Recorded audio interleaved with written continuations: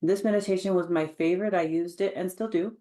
But until I did have my neurofeedback, this is the closest that I got to feeling movement. So when you feel stuck and when you have had these persistent and consistent thought patterns for years, decades, you want to feel movement. People will ask me when they're using neurofeedback or when they're doing this work, that sometimes they're afraid of what might happen, that they might lose part of who they are. And that's absolutely true. And it's a good thing because part of who you are is what's keeping you stuck.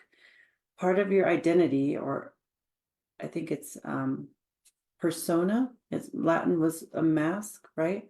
So part of that mask is what's keeping us from seeing the true your true self and keeping that natural, joyful, youthful, vital energy that's keeping you alive from flowing freely. It's getting stuck. And so we have adhesions and tumors and disease and immune issues.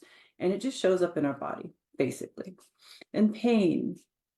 So, when I first started reading Joe Dispenza, and so take this with a grain of salt, this is disclaimer. Joe Dispenza wrote the book Becoming Supernatural. He's not talking about becoming an alien.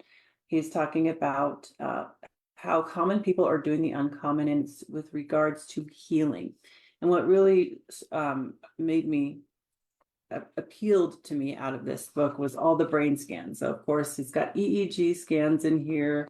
He's got functional MRIs in here. So right away my interest is piqued. I'm like, okay, pictures of the brain, pictures of EEGs. I love it. You know, functional MRIs, QEEGs. I'm all over it. So I started reading the book. What I want to introduce to you guys, for those of you who are open to it, is one of the meditations that's in this book.